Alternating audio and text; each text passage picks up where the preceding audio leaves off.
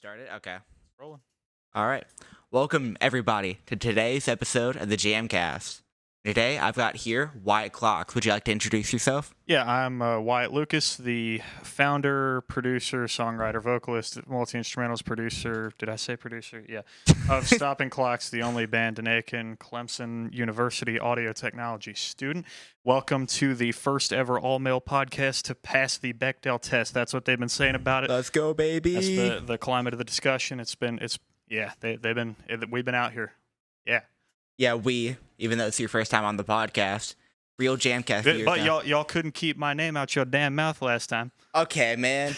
Well, okay, because you were there in the stew with us. Yeah. You were there in the stew. Yeah, So interesting. This is an interesting time to bring me on because due to some just not being in having the mental or emotional energy to commit to music as much for the past month because of other things in my life picking up. I've not been as actively involved in your process, so I got a much more fresh view of a lot of these tracks. Some of them I was there for, but not nearly as many of them. I think the beginning ones you were definitely there for. Vex Maniac, yeah. Well, I mean, yeah, but also 999 miles, which we'll get into, because I've got some accusations and fingers to point. But shit. I don't even remember what session we made that one in. That was like the weird drill trap thing. We'll get into it, Okay. But yeah, I remember, bro. So I know you said you haven't been making much, but has anything been influencing you moving forward? Do you have anything in mind? I'm in a weird position right now. There was some discussion in the last episode about you were saying your music, the music you're making right now, and the music that influences you are kind of in two separate streams. Yeah. At the moment. That's how I've been feeling. I've mostly been listening to a lot of post rock, alt country. Stuff like that, stuff that's like me and Kyle's taste is very in similar lanes right now. Mm-hmm. But the music I'm making is, I mean, you've been hearing it. It's a lot more like 90s, kind of like hypnagogic version of some kind of 90s trip hop stuff. Yeah. Very boom bap inspired at the moment. I'm gonna probably do something with it. It'd be a waste because I have a whole era going right now by accident. But it's definitely not the mainstream of music that I want to focus on. Mm-hmm. So, but you're just going somewhere. I guess your inspirations and your what you're making are not really lining up. I think I'm getting closer to that. I'm the stuff that's actually inspiring me enough to finish projects is not the stuff that I want to focus on artistically. It's kind of frustrating, but I'll still do something with it. Yeah, might as well. I can see that some of my syllables are actually coming through more on your mic than mine. That's kind of funny. I mean, it's fine. I mean, it's the jamCAST. Doesn't have the cleanest audio. This is probably the best audio we'll ever have until maybe boy, another project later in the year. You need me, bro. I don't. Okay, man. All right. So you ready to get into it? So what's been inspiring you? What do you think is worth contextualizing before we start to get deep into the songs here? Yeah, I think near the beginning, I was still trying to find my place. I think especially in the first month, the first jamCAST, the styles were kind of all over the place, and not all of them were executed particularly well.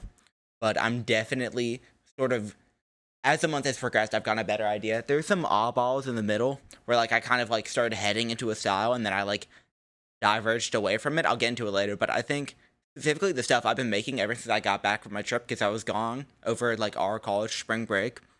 I think I'm getting ready to sound that I might want to try testing out with an album. We'll see. All right. Actually, I do have some thoughts regarding the possibility of an album with some of these early tracks in cohorts. I'd be interested to talk about that once we get into them. Cool. So, do you want to go over that scale for the new viewers? Yeah. So the lowest score here is delete the project file. We're basically James likes to operate in superlatives. We're operating basically on a scale of you should kill yourself for making this to This is the best thing ever. This song has enlightened me to the cosmic mysteries of Stonehenge. The lowest score is delete the project file. It's so bad, it's gotta go. Can't even no evidence left. Self-explanatory. Yeah. The next score above that. Average person should skip. That's what I put. Yeah, skip. That's what it was. If you're not a big fan of me and don't really want to track my trajectory, then I think it's not really worth listening. Yeah, it's not going to give you the best idea of what he's actually been up to, what his best work sounds like. Mm-hmm. Now our middling score here is a passable. It's passable. Yep. Like it's perfectly fine. Throw it in the background. You're never gonna like turn your nose up to it. But like, if I have to give you my favorites, I'm never gonna name one of these tracks. Uh, all right, that's not entirely how I was treating it, but How were you treating it? I was struggling a little bit to categorize some of these. I'll probably just be a little more specific than the scores really allow me to. I But mean, yeah, so the next score up from that is Worth a Listen. worth a listen. Yep. Pretty good. And there's Highlight of the Era. And all of these scores are essentially relative to the month in which they were created. So the month that this podcast is covering of his development, that's what we're scoring the music. Yeah, and they're all relative to each other rather than music in general. Because I don't think it's very fair as like a starting out producer, just like trying to compare myself to giants. Like, of course, the people who've been doing it for years are making better, more like music. I think it's more just like relative to like where I'm at. Exactly. If that makes any sense. So do we want to start with 699 miles? You got the name wrong. It's 999 miles. I don't know why I wrote 600 then. Do you know why it's? Do you remember why it's named that? Oh wait, yeah, because this was the beat battle where I sampled a Vanessa Carlton song as part of my. And you told me to name it this. Yeah. Did I tell you? Okay. I think you did. Why did I read 600? So, do you have any strong opinions straight away? So let me just start with some of my notes. The strong point of this song was just the harmonic relationships between the individual parts. They were very unique, very interesting. There's interesting play with some dissonance here, specifically the way that the main kind of noise that's offering chord information interacts with the bass. It does feel like they're harmonizing in a consonant way. They're not necessarily clashing. It's just not a particularly intuitive harmony, and I think that's an interesting way to construct a track.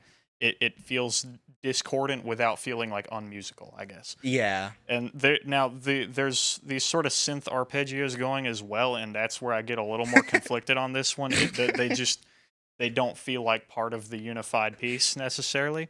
I think that's fair. Yeah. Do you have any thoughts on that section of notes? Yeah. Well, because I don't really remember the bass. I think typically my basses, I struggle with that, like making that fit with the rest. It kind of works here, but like I had that basic idea, like I got everything down, and then I just was like, how do I add more things to it?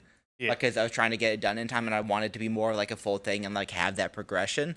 But like I didn't really know where to take it. I just was kind of adding things, and I didn't let this one sit in the pot for very long. Like I made it like a day or two afterwards. I posted it. Yeah, so this was more or less just to like throw it at the wall, and eventually a song came out of it. Yeah, I feel like I can kind of hear that. You did a good job of bringing the elements together, but there are points that stand out that I feel like could have used some more time to curate. Mm-hmm. I will say the drums here are like they're very stock, like just kind of like 90s very dry samples. Not a whole lot's been done to them, and that's kind of unusual for you at this stage. Yeah. There's clap. It sticks out in the mix pretty. Oh yeah, pretty no, I badly wrote to that me. down. I put like a weak snare, but it might be the clap. It just Yeah, I think those drums could have been worked into the soundstage a little bit better. I agree. I mean, I think generally this one isn't my favorite because I don't think it's a very enjoyable listen to me. I think in general it kind of is grating. It reminds me of like a bat screeching. I put this one in passable, and I do think it fits into your definition of passable. Oh no, I think it's like the worst one. Like I think it's delete. I strongly disagree. I think several of the best tracks you've put on this channel, as well as the one worst track you've put on this channel, are in this cohort. So I'm very interested to talk about. Put on this channel is in this cohort. In my opinion, yes. That's very interesting. Now, the hi-hat pattern, I'll say, is very cool on this. I like that. It feels very much like your style lately. Yeah, the hi-hat is ridiculous. That is like the specific verbiage I used. It's ridiculous. Also, like some kind of so in the breakdown section, where it's like a bunch of like tape stops and stuff like that, it was a very cool way to progress this song. I like it. Mm-hmm. There's this kind of noise hi-hat thing going on in the stereo field. I really liked that. That's like some percussion design I would do. Mm-hmm. And then there was this sort of like final loop at the end of the song. Yeah, that kind of closes it off. I really like that. Yeah, because that was originally the way I was flipping the song, but I was like, I don't really care for this, so I'd like took that section and I threw some like weird filters on it for the end. I was like, this is a fitting I enough think outro. in that kind of tasteful capacity, it works extremely well. I'm a big fan. Yeah. So, I mean, I'm glad that you still like it, because the reason I threw this up is because you told me to. You told me that I should put this thing online, despite the fact that I wasn't particularly confident about it. But I was like, open dry policy, I'll throw it online. I guess it this speaks to how like fucked up I've been this past month. I do not remember these conversations. I've just been like living day to day. Anyway, this is not the therapy podcast. All right. So I think the minimalist kind of repetitive approach you took with this track, that's very different from a lot of your other stuff that's been developing lately. I think it would suit vocals well if you were to flesh out the beat in the way that we've talked about here. I think you could do something kind of like scrapyardish with this. Maybe, yeah. To an extent, it kind of reminds me of like Dust Cutter and Guess Who and songs like that. New off the Quadeca album, by the way. Oh yeah, Shout out to Quadeca. Shout out Quadeca. Quanka, dude. Wonka did. Okay, so we've got a bit of an audience for the first and probably only time.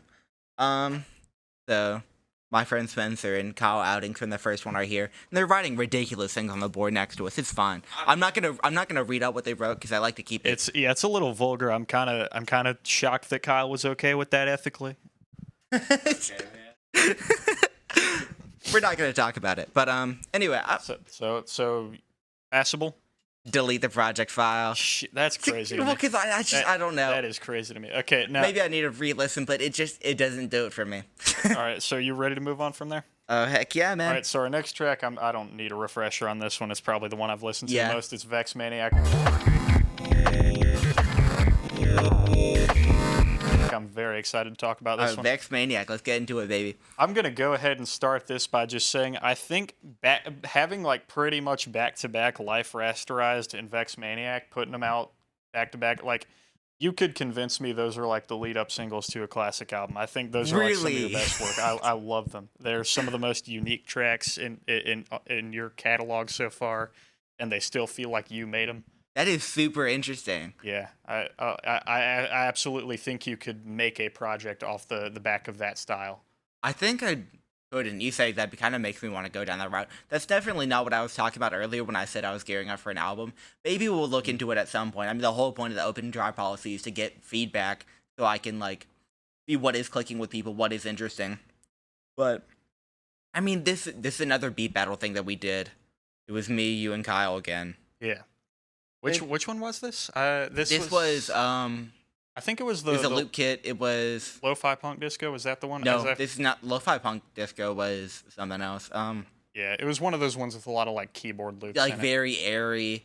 I mean, I remember. Oh yeah. I think it was Cosmic Soul. Yeah, I got the files open right now. Okay. No. Yeah.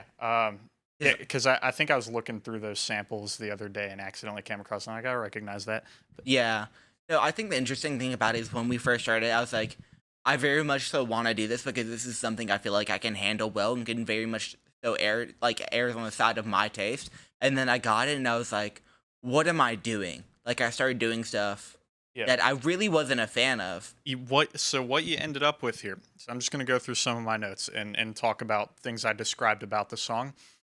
The main synth sound is you've blown it out and compressed it enough to bring out this kind of like retching sound in it that is like there's this decay that's just extremely aggressive. It feels like sickly, and this like pulsing tremolo thing you've done to it. Yeah. Combined with like the drum rhythms that are just impossible to follow in the first half, but like they fit in with the texture perfectly. Like there's just something like it's like addictively like sickening to listen to. No, yeah. Like I mean that completely positively. Like it really strikes a unique feeling. I could imagine like listening to that while I'm like if I listen to that after like having a really good like throw up, that shit would be like transcendental. No, like because the bass synth going like all over the place regardless of the key. It is ridiculous. Like it is really queasy. And it might be an absurd combination of elements that are like very chaotic, but they congeal with this like depth and cohesion that is just it's very striking. I really like it. Yeah, I mean,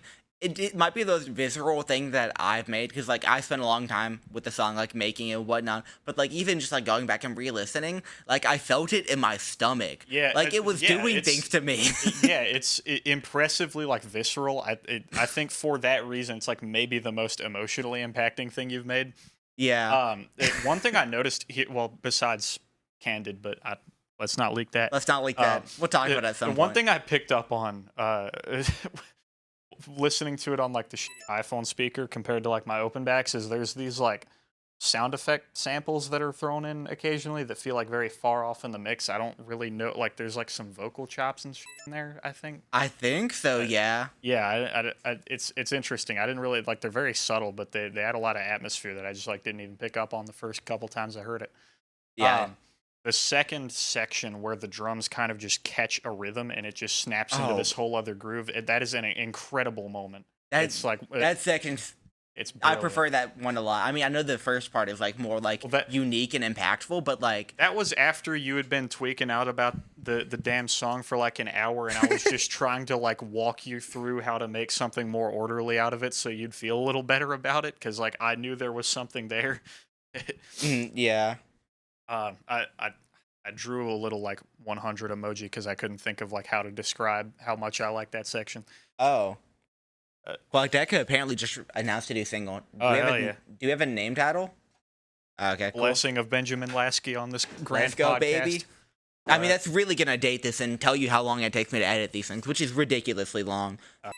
I mean, to get back to it, I mean, it takes like 4 days. How much editing do you have to do? Like, well, I guess you were dealing with the audio last time. Well, yeah, because it was also constantly glitching out. My Wi-Fi went out at one point to leak some behind-the-scenes stuff. I don't think it's really present in the podcast, but, like, there were some major recording issues because we were doing it over Discord, and Kyle's Wi-Fi is what it is. Hopefully, I mean, this is 2 mics in a live recording. I should be able to get this mixed like by tonight and send it to you. Hopefully, just dropping gameplay footage over that after I've cut out whatever you want me to cut out. Yeah, I mean, I'm still going to need to do like the visual.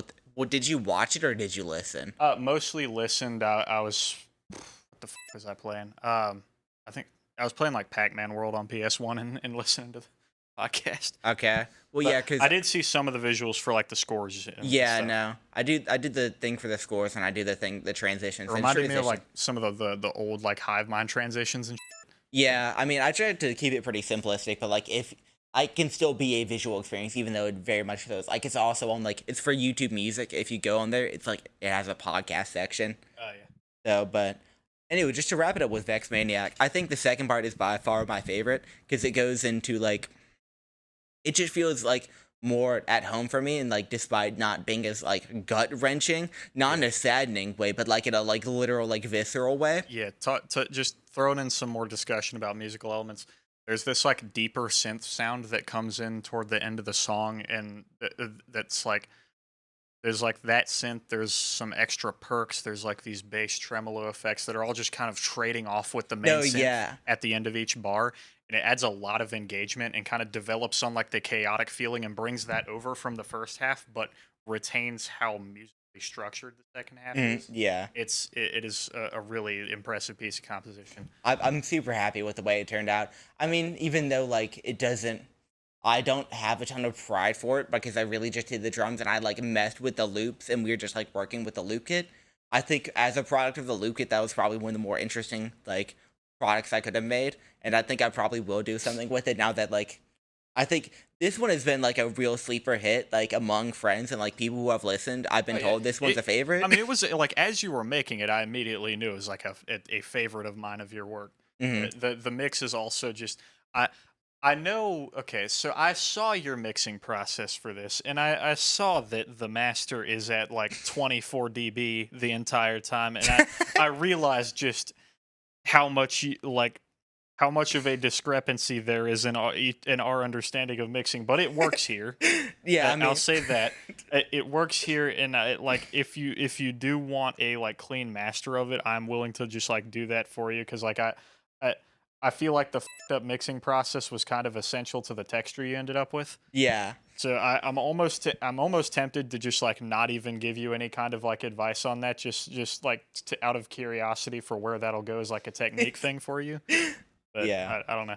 But yeah, the mix is like it's very nice considering, and the rhythmic changes and stuff about the song, they all feel very natural. Like it's just there's a certain like it feels like lightning in a bottle, which I know for a fact it did not feel that way to you when you Oh, made it. It's no, impressive. not at all, man. Yeah, your best songs just like drive you fucking insane. Well, yeah, no, because they've got to drive me crazy before I like get it. Yeah. Because if it comes too easy, then I don't feel like I'm pushing boundaries. You have like the Brian Wilson process. A song has to noticeably do damage to your mental stability for it to come out the way you need it to. Well, yeah, that's just my process for some reason. I think I've been getting better with it. I don't know if that's reflected in the quality of my recent music, but I've been getting less mad at stuff. Yeah. That also might just be a process of me like figuring out like roughly what I want to do. I think we also need to do some more beat battles because clearly they bring something out of me. I those last couple joke songs that I made independently of the beat battles have me like sick to my stomach about opening a project file again, but I need to like refresh myself on that. I do think they contributed to my anxiety issues this week, like can't even lie. I mean that's fair. Like there have been times where like I've tried. Well, I guess it's not even been like joke songs. Like I've tried to make music and it's just come out horrible. And I'm like, oh my god, I'm a terrible person. You know what I mean? Like I made this, so I should die. My God, the one I made out of the zombie Captain America song that like actually just drove me out of my mind. And me and Kyle were both tweaking, making the beat out of your old song with the Hurry in Him sample. Yeah, I mean, I mean, there's some God. ridiculous things you've made. The amount of times you've sampled "Not Like Us." Oh, I'm sorry to bring that up on record that you're gonna be that guy now. But I do that just because I know it pisses you off. Well, cause like every single time. I mean, it was funny the first time Kyle did it for the ringtone rap thing, which okay, you can't. No, I still am like kind of impressed at my own commitment to the bit of turning one of me and Kyle's songs into "Not Like Us," like the entire structure of the song. It's ridiculous. So, anyway, what is your final rating on this? Oh, this one, easy highlight. Easy highlight for you? like top highlight. It's one of the best on the channel. I give it a worth a listen. All right.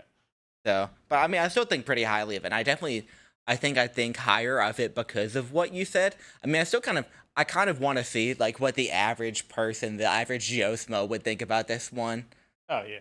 Because I think we also have very much so like different like context for it. I can let one of the first ever Walker Hayes fans on planet Earth, my mom, listen to it if you want. I would be very curious to hear what your mom thinks. I don't know if she'd be able to get through it. She gets very easily like overstimulated by shit that sounds like that. So I mean, I need to show it to my mom. If that was like the first one I showed her, though, I think she'd lose a bit of respect from me, though. Do you know what I mean? Like all that time on the computer. Yeah, that's what you made. This next one's going to be interesting for me to talk about. It's a convenient time to have me on in the month that you release this because it samples my song off of probably just the like worst or second worst like project that I've released. It's no longer fully available. I only kept the songs that I thought were like kind of tolerable. But yeah, this you sampled maybe the most like 4 out of 10 song I've ever made. Yeah, and all right. It's like I don't hate it. There are other songs of mine that I like less, but like it's just whatever. Yeah. What are you talking about? If you don't know, we're talking about Toshiba Brain Drive. Oh yeah.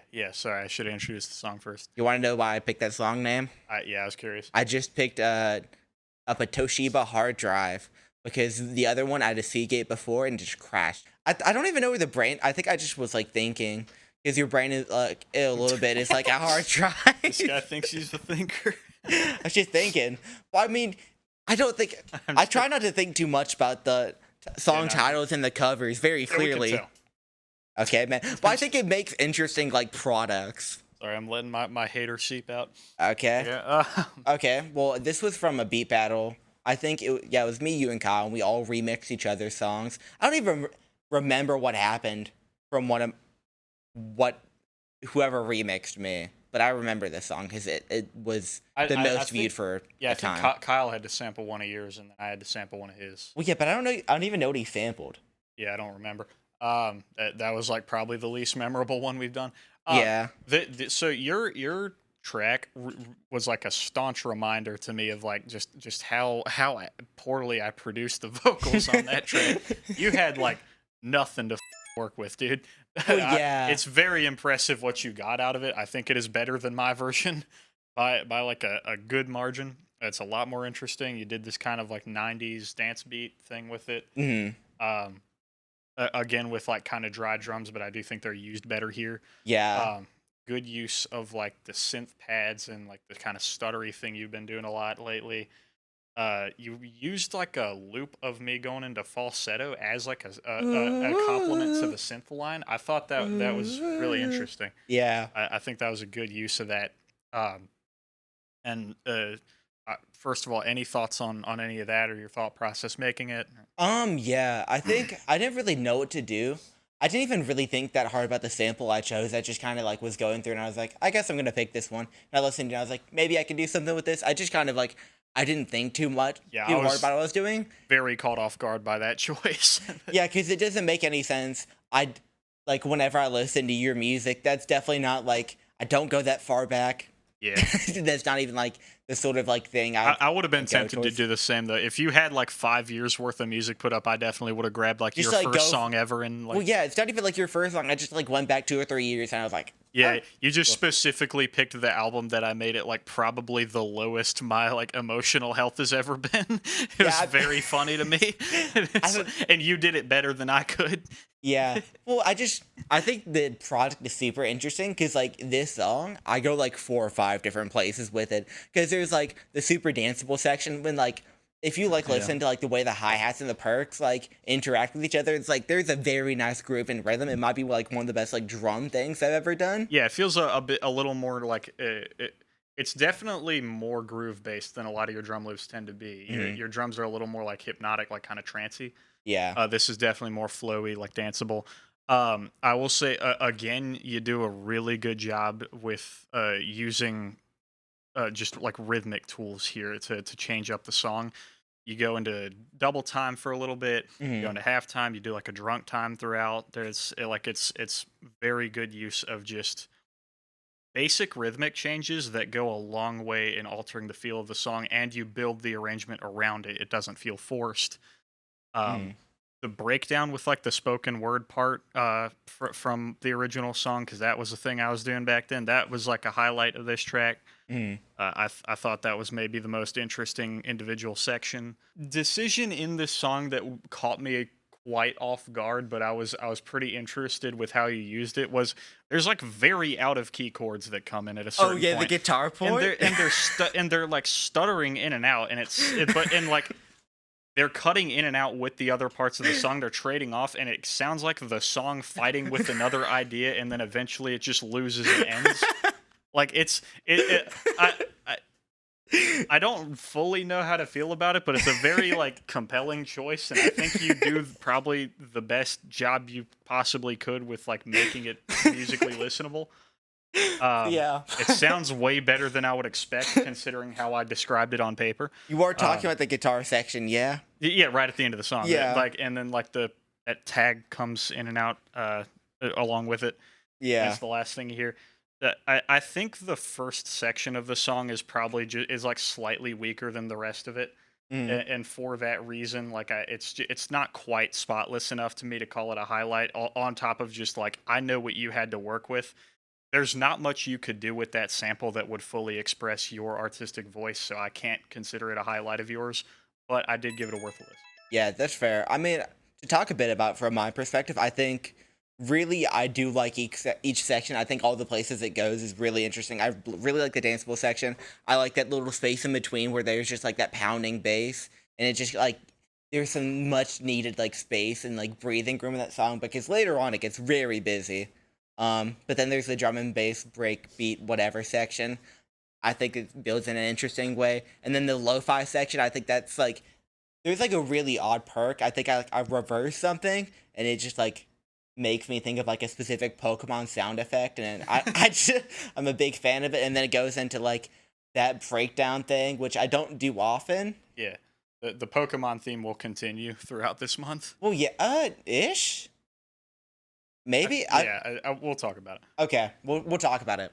But and then I think the end is also super fun with like the what is it? The Vox that I like have like the weird stuttering thing, and I like all of the sections a lot. I think this is one of my favorites. I think it's one of the most viewed for a reason, and it's a highlight of my era.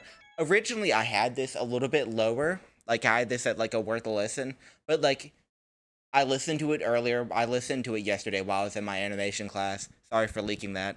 Um, I I just can't be bothered. But later in the day, I guess I was like getting ready for bed, and I was like brushing my teeth, and the like melody just like got stuck in my head. I gave it a re-listen, and I was like, man, I was doing something with this one. I think it just does so many things that like I'm a big fan of. I know it's not like super original to me, but yeah, I mean that's just the thing is like I don't. I would say this about any artist. I don't think I could classify like an artist's remix of another song that is clearly just a remix more than in like a like in a like there's a difference between a remix and just using a sample to construct an original composition. This feels more like remix territory to me, and I can't in good faith consider that like your best work just on principle. I think that's fair. Just I don't think it fully respects the original work to do that, but that's just like how my brain works. I think that's very fair. Any other? I just think song wise, yeah, I think it's definitely worth checking out. Yeah, it is great work. That's why I gave it worth a listen. It is as good as it could possibly be without being a highlight. All right, cool. All right, let's get into the next one. Are you ready to push to start? I absolutely am. This is another favorite of mine. Oh, really? Okay. Yeah, definitely. So this one's also got a ridiculous name, which I am vowing is never going to be explained. I don't think I should. I'm not going to explain it. But if you know me, you know why that name's fire. Well, it's because he plays video games, and sometimes like a game will tell you to push a button to start the game. And so James, I mean, they call him Video James for a reason. He felt inclined to kind of pay his respects to gaming history with this one. It's kind of a subtle reference. I've never even thought of that interpretation. That is way more creative than mine. What do you make? What the do you mean that's more creative? The joke was that it was a dumb idea. That's more. Well, I mean, the way I've been explaining to people debate, not the actual joke, is like, oh, I'm not even gonna say it anymore. I want to keep some more mystification. Yeah, we can talk about it after if you want. Yeah. So I just want to start it off. So the basic vocals, like I took it from a sample pack, or I took it from Looperman.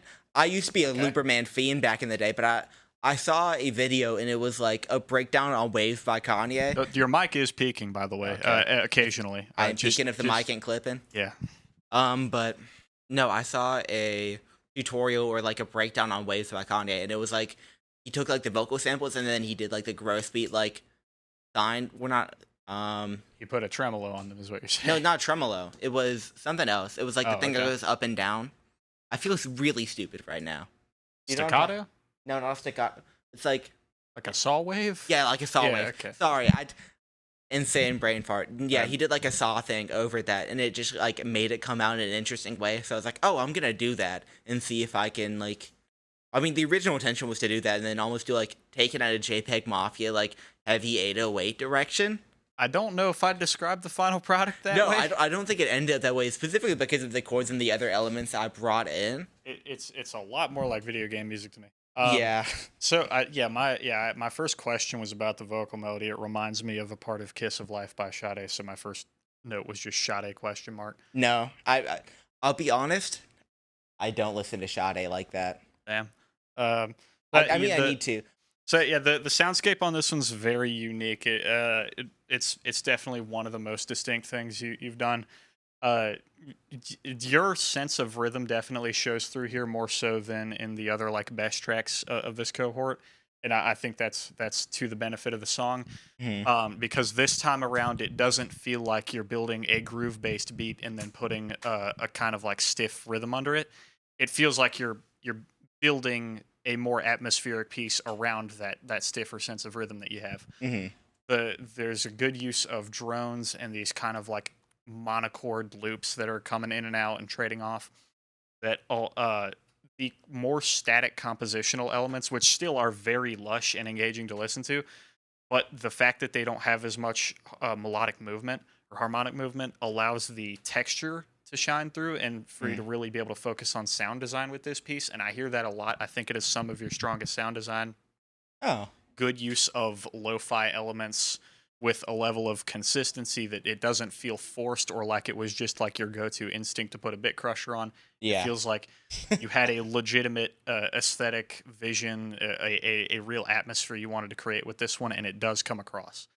yeah. I think the mixing is some of the most impressive yet, and specifically, I'd compare it to Chrono Trigger and some Sega Saturn soundtracks. Oh, Yeah, it very, very much reminds me of some of those more surrealist soundtracks from like the fourth and fifth generation.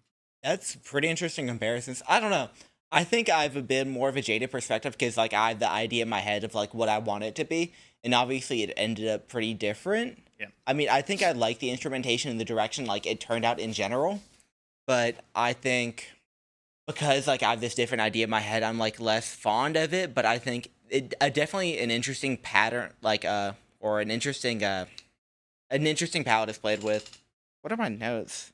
Yeah, it just took a direction. I didn't really know what I was trying to do, so that's why I kind of ended up in a different direction than I'd like originally like had in mind. So I don't know. I think you have a very positive opinion of it, but I have less so because it just kind of feels like I was playing the hits in a certain way. I don't know. I feel I could see that, but you're playing the hits to a degree that comes across much stronger than the hits. I I guess that's Like this, fair, like yeah. this is the best hit. Like Maybe. I don't think it is quite as like out of your usual comfort zone as Vex Maniac and as Life Life Rasterized, Rasterized.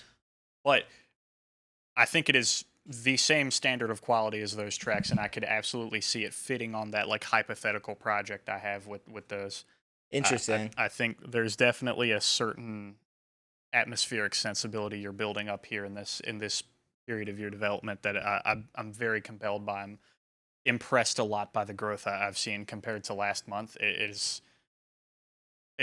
it reminds me a lot of Kyle, just how quickly you're growing and how much you're sort of surpassing some of my own compositional abilities here. Interesting. I think I don't know. I don't think I'm that gifted or talented musically. I think I just my only real strength is I think I just have an ear for this sort of things. I don't know. Like I just kind of like have ideas of like the way things should fit together. Your best compositional work yet is coming up soon. I'm excited to talk about it. Really, I have Yeah. no idea what you're There talking there about. was one song that I was just very caught off guard by how solid the raw composition is because like up until this point I've mostly watched you use like four chord loops and kind of build Yeah. out from there. Actually, I think I know exactly what you're Yeah. talking about because I think this is like my favorite track that I've made. I could see why. I don't know if I'd entirely agree, but I absolutely understand that perspective if we're talking about the same one. Yeah. Anyway, I think I gave this one just a passable. I think the way you've described it, I think it is probably worth a listen, and I was just being a bit harsh. I mean, it is a pretty good track. I just This was the other like big highlight to me. So that's what I scored it. But yeah, so I scored it a highlight. I think it is again one of the best. It's a personal favorite of mine. I'm definitely going to be coming back to it a good bit. It's I feel kind of sad that I didn't listen to it when it came out that closely to pick up on just like the standard of quality here. real quick, I wanted to do a shout out. What is it between this? The live rasterized official audio came out. I released that. That I talked about in the last episode. So if you want to hear me talk about that song, because it is really interesting. In the last episode, that's when I talked about it because I talked about the music video because it came out first. But you have any strong opinions? Oh, I mean, that's another one of my favorites. I really strongly pushed you to put that one out and clean it up when you made it because I mean, I wish I was there to talk about it originally in the first episode because that is just I think it is one of the most unique soundscapes you've created. It doesn't always feel necessarily like something I would immediately think you made, but just there's something really captivating about how again you achieve something very orderly with a very chaotic set of sounds Yeah. and something that feels like it was premeditated to create a certain kind of menacing atmosphere and does it in a very beautiful way, and in the way that a lot of Quadeca's best work does, which it It obviously samples Quadeca, Yeah. but only the vocal. The rest of it was your instrumental work, right? No. I also Okay. took the bass. Okay, And so maybe I even either way- took the like other musical elements too, but like I modified them in a way where it doesn't sound like yeah, that. it doesn't. This is more original song than remix. I was extremely impressed with it. And again, you had like the brain rot version originally, and you were like ready to put a damn corkscrew through your skull over it. And I tried to live studio audience, y'all. And we me, Kyle, and Rick kind of pushed you to do something more complete with it, and I'm glad we did. I really I hope that there was something you kind of learned from how that was constructed that maybe will inform your future work, because you did hit on something very special with that. And the music Yeah. video, you ended up with some great footage to complement it. It all feels very unified and premeditated in a way that I know it wasn't, but that's been a talent of yours so far, is you have a way of bringing together elements that just make no damn sense and making something that's extremely whole and cohesive with it. And I really hope you lean into that going Yeah, forward. I'm gonna try to, because I think it is definitely one of my strong suits. Just like throwing things at the wall and like trying to pick up the pieces. I think what you need to do is like get a cork board or just some other way of laying out like a physical inspo board. Start planning your album out with like elements of other musical pieces that are inspiring to you. Just make a note of them when you pick up on them, and when you go to make a song, you just like look at the board, start bringing elements together, see what you can combine, like really try to premeditate a combination of elements, and see what you can produce out of it that is original to you. That was something a couple of days ago I interviewed Sergio Machetsko, big name in the British windmill scene right now. He's got his hands in a lot of extremely influential bands' music right now. That's the scene that a lot of big indie rock's coming from right now. That's really been a big inspiration to people overseas. He's the producer of "Ants from Up There" by Black Country New Road, Big my ups to favorite that. record of all time. It was a big moment for me. And one thing we talked about was inspiration is about often just stealing ideas, obviously, but where you find originality is in recombining ideas and bringing a perspective to them that isn't currently being done. Maybe it's been done before, but even retreading an old idea that's just out of fashion, if you can bring a unique perspective to it, you can do something that really strikes a chord with people. So think about recombination and planning for your next album. I think that's a big lesson you can learn from this. Yeah, that's definitely what I've been trying to do for like the things like I'm trying to push forward, rather than just like me just like practicing and throwing something online.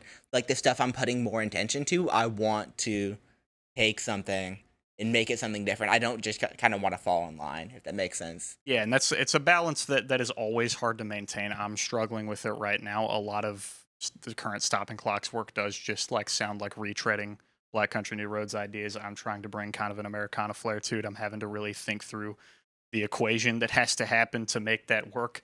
Yeah. It's a permanent struggle that will never fully go away. But if you understand how to walk that line, or at least like in concept how to approach it, it will help you a lot in finding a sound that is true to your own perspective artistically, and really strikes a chord with people in a unique way. Yeah. So shout out Live Rasterized. The views on that one is kind of weird. I just want to say it's got like 130 views, like one like. It's kind of odd. Want to point that out. Odded to hell. Yeah, it's not. I don't even know. Usually the videos, they don't get a ton of likes. They'll get like 4 or 5 or whatever. But when they get up that, it's just odd. Anyway, just throwing that out there. But way to segue. Name the next song. We're segueing right now.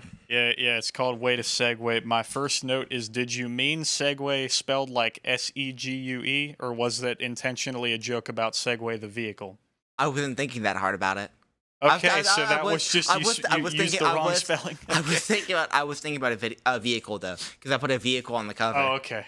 So so there's a pun there. Okay. There was like some sort of pun. I also wasn't thinking that hard about it. Like, this was not necessarily Did the you most make intro. it while I was playing Happy Wheels, and that's what made you think of the segue? No. Oh, okay. No, this was a beat battle between me, Kyle, and Autumn. Okay, so this is one of the ones I wasn't We there for. remixed our unreleased work, and I took a Kyle song from like months ago that I thought sounded awesome, but he didn't want to do anything with it. Ah. So I was like, "Oh, can you send me the loops?" And I Yeah. never did anything with it. And then we went to do this, and I was like, "Oh, I need to do something with that." In many such cases, Kyle's unreleased work is like a gold mine of like to pull from sometimes. Yes, I don't have as much to say about this one. I think the strengths are just pretty similar to the last new song we discussed, Push to Start.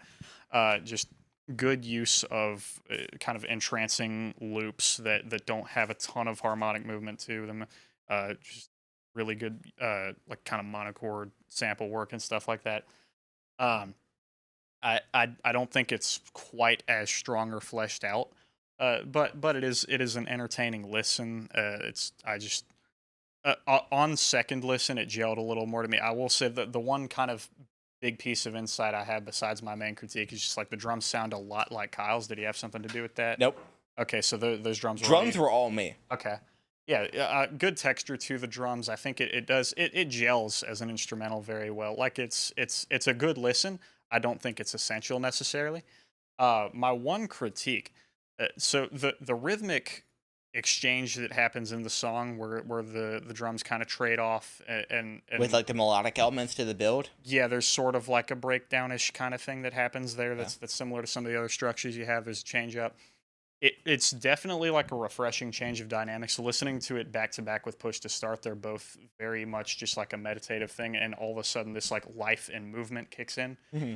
That's I think is a good use of dynamics.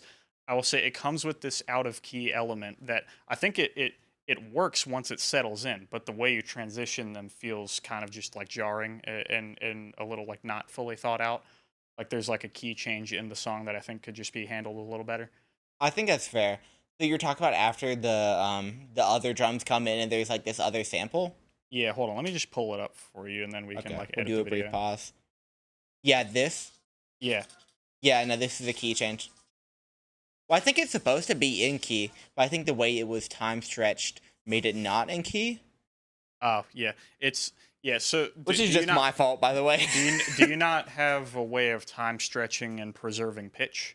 I know that not automatically. I'm sure there's a way to do it. I just don't know how. Okay, I know that'll affect the audio quality because of just the science of how frequencies work, but yeah, that is like something you definitely need to keep in mind if you haven't been able to control that. Yeah. But yeah, I just think that could work a little better. It clashes with the bass when it first comes in, and then once it's on its own, it sounds great. And I think you could definitely make a more direct switch work there. It's just the way you try to do it seamlessly doesn't entirely work. Kind of like is a little counterproductive. I mean, that's fair. But do you have any thoughts? I've got a couple of thoughts written down. First of all, one with this new tag. This one had the first tag because it was the first song to come out in March. It was the first. Which one? It was That's All She Wrote. Yeah, that one. Real classic. And then we've got, this is the most viewed track to date, which I think is kind of interesting. This one's at like 170, 180. Not to focus on the views too much. I just think it is interesting that this is one that popped. Yeah. It's pretty cool. I mean, I think it's pretty good. Like, the real attempt, like, in the stylistic choices I've made is, like, in the first part, I was trying to do a Clams Casino thing with the sample I was provided with. I don't know if that entirely comes across. It kind of just sounds like I chopped and messed around with it a little bit, and then it comes back. Yeah, I don't listen to Clams Casino enough to know if you captured that quite right. Kyle, do you have like a thought on that?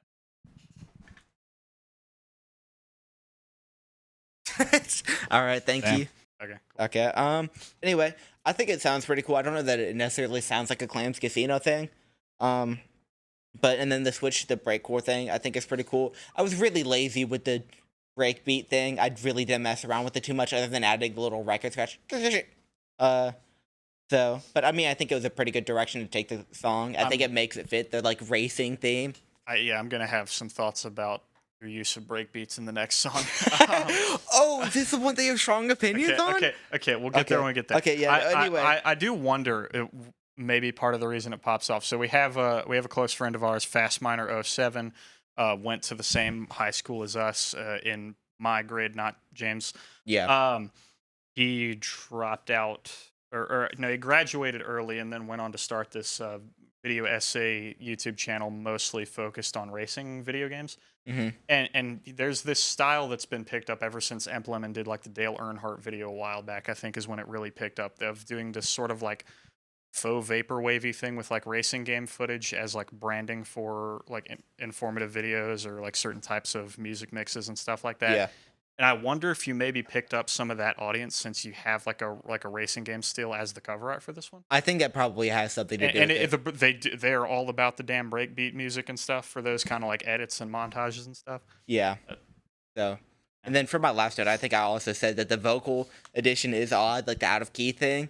And I completely forgot that I added it in until I listened back and I just realized this is also another product of me just like, this is an idea I had. I kind of just like rushed it out the door because I want to throw something online. I try not to think too much with these that's fair. things, but I was just like, wow, I completely forgot about that. That was just kind of to stretch out the length. So if I went back and released this like on DSPs, I would definitely polish it up and maybe even remove that section or just make it make more sense. So you think these songs are maybe like maybe the highlights are still kind of cooking, like you may still do something with them after you get like some time to polish them up and learn from them? Well, I mean, yeah, because I think I'm probably going to start revisiting stuff like in a couple months once I've really got the skill set developed. All right. Yeah. Like it's like this is really like the jamOUT channel is meant for the demos. Like these like of like the official audios, like these releases, there is a very strong likelihood that almost every single song will be changed in some way before being put online. You're doing something really interesting here, and I kind of forget about the whole intention of it sometimes. Yeah, I mean, because I kind of just, because this is the only thing you are releasing right now, this is just kind of what I think of as your current MO musically. Well, yeah, I mean, I can kind of explain it here because I've really thought about it recently. I'm calling it an open dry policy, where whenever I make something, rather than just like letting it sit in the unreleased, like so many people like to do, like they just like let it sit in the hard drive, I kind of want to throw it out there to get some opinions. And I don't know that that's done super often nowadays, especially with like bigger acts. I think SoundCloud rap definitely made that a norm with hip hop. Yeah, and I think or just like the whole mixtape era. I guess that kind of goes back and a just lot like further. Yeah, being like more Dat Piff era, gracious with like throwing stuff online and like giving fans something to stew on. And it means less, but like it's also just a good way for me to build an audience because it's like if you like one song, it's not like just because I'm starting out, there's not gonna be much for you to like chew on. There's like 24 songs, or there will be 24 songs by the end of March. They're not 24 songs right now. They're only 22. Like the Cardi song. 24 songs. Yeah, no. Anyway, but I thought this one was a worth a listen. I thought it was pretty good. See, yeah, I won't call it a highlight. I gave it like between a 3 and 4 on your scale, so that's between like a passable and worth a listen. Yeah. Yeah. I didn't fully know where to place it between this. I'm probably leaning more worth a listen now that I've heard it in the car. That it definitely grew on me a little bit, but that one element, it's like one of the only ones that have like a strong musical critique of like a specific element that I feel like sticks out. So for that reason, I struggle a little bit to rank it the same score that I gave to like the Talk remix. But yeah. So any more thoughts on that? Well, what'd you score it? I scored it a worth a listen. All right, let's amp it.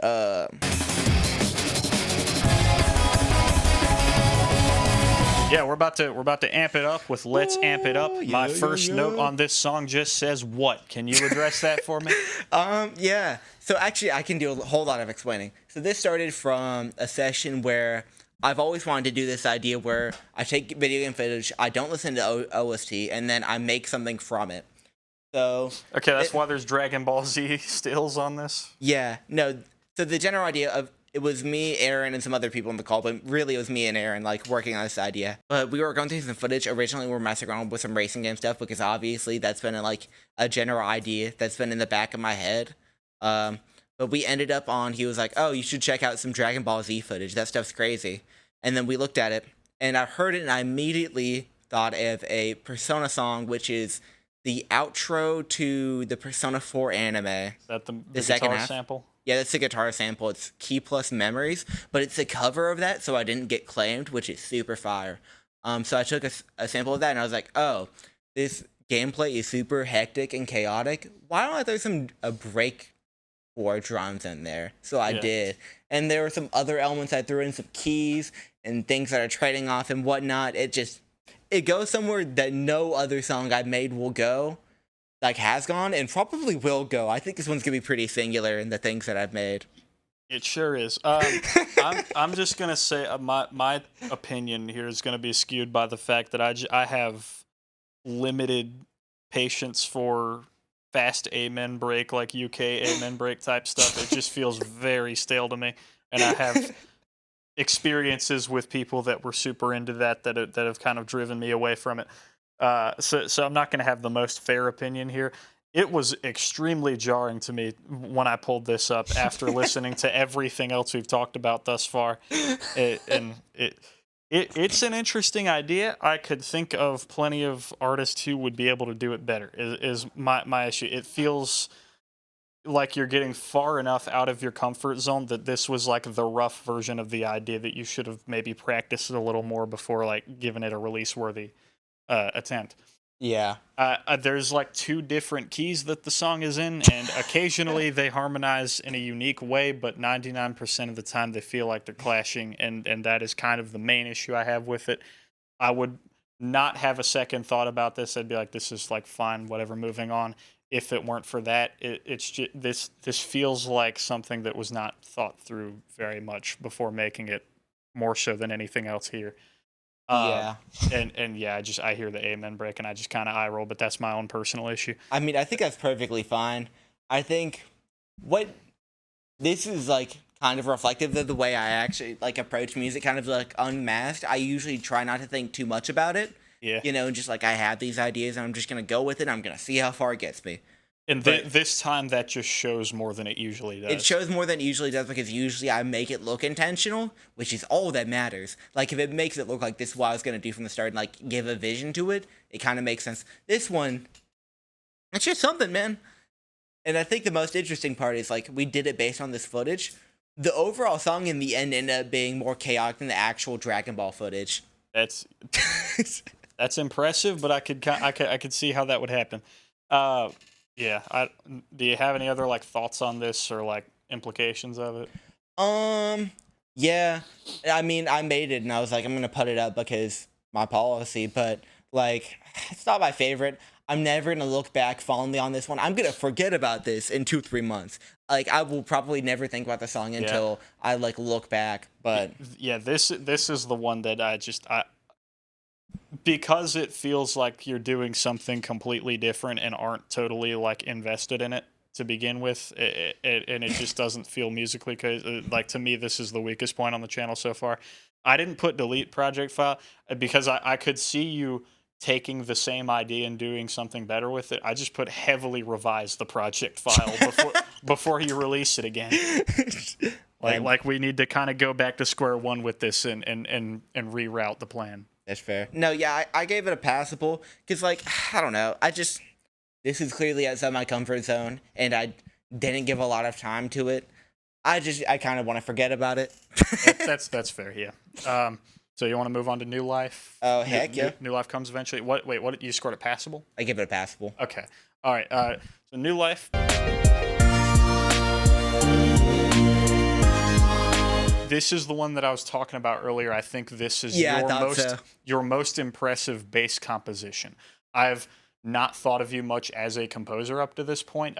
You take ideas and you recombine them and you end up with interesting compositional ideas through working with the technology, and that's an entirely valid way of approaching it, but that's a fundamentally different skill set from sitting down in front of the instrument or in front of the MIDI roll and just cranking out an idea based on an understanding of theory. Yeah. That's I think absolutely try to take some lessons away from how you approach the chord structures here. There's not a single element here that feels like it musically clashes, which I think, first of all, my question is, what was your compositional approach here? Were you just working raw on the MIDI roll, or like how did you go through this? Because I know your understanding of, like, you've had to ask me about the mechanics of chord progressions and stuff like that. Yeah. Theory is not like a thing that you like invest too much in. So I'm curious about like what your process was. So this process was so different. So I will give some basic background. So originally, I go to college at a place, and we've got a magazine right? Where you can submit work. And I used to be the music editor. Now Kyle is the music editor. Yeah. Mr. Outings. Anyway, but I'm like on this like magazine staff list also. What's your position now? I don't have a position. You're general staff? I'm general staff. Okay. I almost applied for a position, but I don't think I'm gonna have time for it. Anyway, the deadline for submissions were coming up, and I was like, this was also around the time I was like, I want to start doing vocal stuff again. So I was trying to come up with some ideas, like very much so like in my listening habits, there's been like a corner of it that's always been there. Like I've been into like some underground like lo-fi rap circles for a long time. That's kind of my intro to like being a music guy, which is not very common, I don't think. Because these are like people with like 50K, 100K followers on SoundCloud and like peaked in 2016. And I just like got into it retrospectively. But I just like the composition came second, the lyrics came first. I don't know if you ever heard the vocals. There are vocals over this track. The only two people who have heard it are Kyle and Spencer. Both Kyle, who was kind of nice about it, Spencer, who critiqued it very heavily, and I think deservedly so. Like it just, I'm not there yet, but I cared a lot about this song because I wanted to make it the best it possibly could be if I decided to release it on the magazine. So I just like, I put a lot of thought and care. I put a lot of thought into the lyrics and like the ideas I was playing with.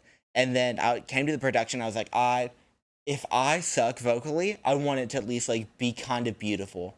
And I took a like compositional approach I've only taken one other time before when I made Life After Aspersia, which is another favorite of my friends and like people who listen to my music. Spencer.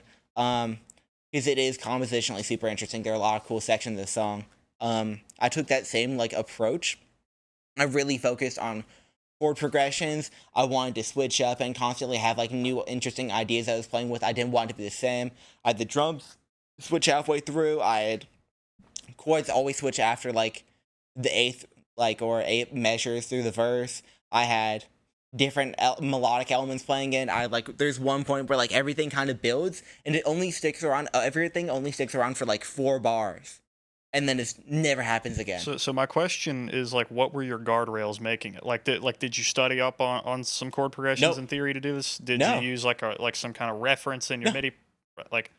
So you just by-eared this and I by-eared it. Okay, everything. So you just like shaped it up over a longer period of time, I guess, until it. This one took like 2, 3, 4 hours maybe. Like I really like put a lot of thought into like the chord progression. I spent by far the longest on that section, and I've like made more, like almost every single part in that song is unique, which I need to do more. I missed the stage of my musical development where putting 3 to 4 hours into a chord progression was like a really long time. Things were more fun then. But I absolutely like it. That shows that you do have some compositional instinct. I think you literally just don't give it enough time in the oven to fully show through sometimes. Yeah. This absolutely try to learn from that process and apply that to your other stuff outside of the style, because this is a standout stylistically. You're using, like you said, it was like Pokemon sound font. No. Yeah, you're doing very. Oh, okay. Wait. I don't think there's any Pokemon sound font on this. Okay, what sound fonts did you use? No sound fonts. Okay, so this was just like other samples? Or? No, this is like I use Citrus and I put some bit crushers on some things. Okay, so you're just doing synth sounds. Yeah. Okay. Yeah. So the end result, you got very close to the target of like a video game soundtrack, and you stayed very tastefully in that zone. This sounds like a consistent use of a video game sound font. Like take that as a hint that I guess I mistook it for being a sound font. It all sounds very cohesive. Really great display of sound design in that case. The progressions here are very interesting. They're engaging. Like they never quite settle in one place, but it never feels like it's trying too much. Mm-hmm. It's like a good use of jazzy like tension and release. You introduce dissonant chords and resolve them in ways that don't feel too like played out or like there's too much tension or too much release. It's all very appropriate and maintains a steady emotional tone throughout, and it's all very tasteful. You did a really good job hitting on something that just feels very sophisticated here.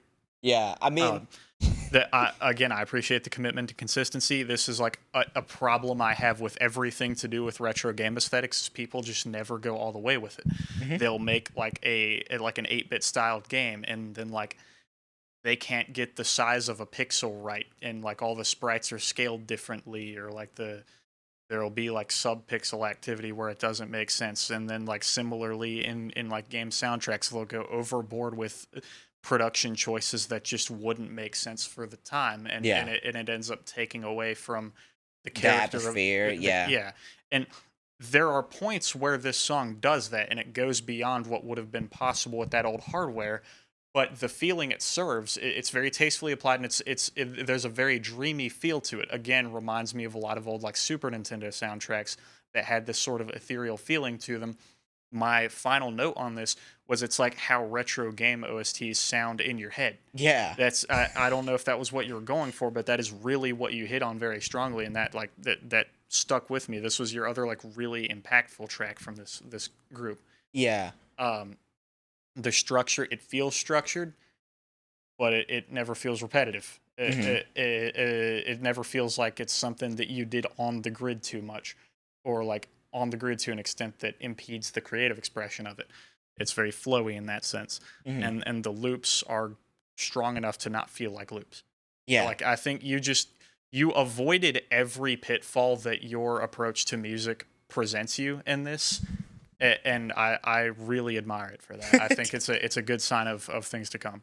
Yeah, this song, I was so mad because like when this song like finally came out, like I was finished with it. It was like right after I submitted, and I submitted turn up the TV static, which is fine. Don't like, because like I want to strike someplace between like my more standard music and like what I consider the best, and the best is super So weird. our damn beat battle song is now in the Oh, yeah. magazine. Okay. Well, I mean, yeah, and that's the one That's with cool. I should have. Well, no, I can't submit anymore because I'm at a different school. Damn, I forgot. yeah, no, but yeah, no, I'm super happy with this song. I mean, even if the vocal version didn't turn out how I wanted, another thing I want to touch on is there is a very different version of this song where I took the keys, I changed the instrument because originally the instrument, the Rhodes, which is functions as the lead. Fender Rhodes. Oh, there's a Fender Rhodes on that song? Yeah. I didn't even pick up on that. I guess like the way you processed it, maybe it sounds like one of the old synths that they would have used in like an old Roland synth pack that like samples a Rhodes, but it has its own character that they would have used in old OSTs back then. It's the Citrus Rhodes, whatever that means. Oh, okay. So it's a synth emulation of a Rhodes. So that is a good like approximation of what they used to do back then. They'd have these machines that were usually made by Roland, these sound chips that sample other famous instruments, but they've been compressed so heavily to fit into those sound chips that they have their own unique character. That's how we get like the Windows General MIDI sound and Mario 64 sound font. They both come from the same source, but because of the constraints of the hardware, they have very distinct characters to them. I think that's what you got right with this track. But sorry, what were you saying? This other version of the song? So the other version of the song, originally the keys, which are now like something else, like they're like a more like dreamy kind of thing, were the Rhodes. And what I did is the version with the vocals, there was like some really nice melodies that I had, and I changed the key sound to the what it is now, and I took the Rhodes and I made it the lead. So like I took these melodies and I transcribed them into MIDI to like fit the melodic ideas I had, because I was like, this is super catchy and I want to find someone to make this work. And then for like the part where like everything drops out and it's just like the bass and the kick and the Rhode becomes like pretty prominent, it's like, but like it's got like a saw wave on it. I took like the verse and like the rhythm I had there, I transcribed that into MIDI as well to like keep that like element of the song and like these melodies and ideas I had that I thought that were really cool. I just couldn't do them right. So, and I think this song, it just means a lot to me. And even the title, New Life Comes Eventually.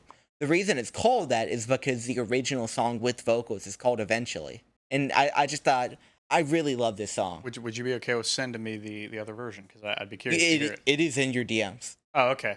I sent it to you and Kyle, and you were busy, and I didn't want to bother you about it because I'd already gotten the feedback that I needed. Yeah, I was like, this is not coming out. I'm just bad at following up on things and remembering to do it when it's like someone that's not in my day-to-day like in-person sphere.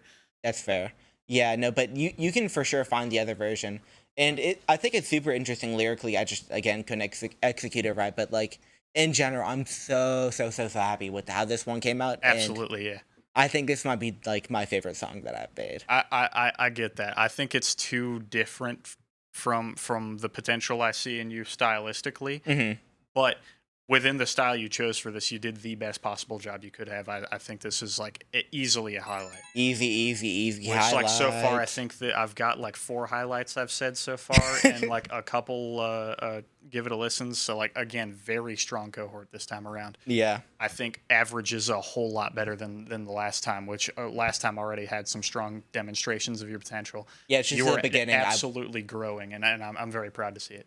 Thank you. I'm super happy with that. Because, like, I mean, I've produced in the past, but, like, I haven't, like, been behind the board, like, really messing with MIDI, really messing with these drum patterns, and, like, kind of doing it the classic way. Because I would just, like, throw loops together, whatever. Because I was just, like, trying to make stuff to, like, do vocals over. But I'm really happy with where I'm going right now. And it feels a lot more, like, it feels very rewarding.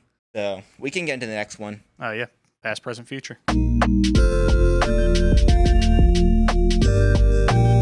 Past, present, future. So I will contextualize this a bit before you chomp your teeth into it. This one came immediately after New Life Comes Eventually. It was a much less fleshed out version of it because I just kind of made an instrumental for me to try and do vocals over.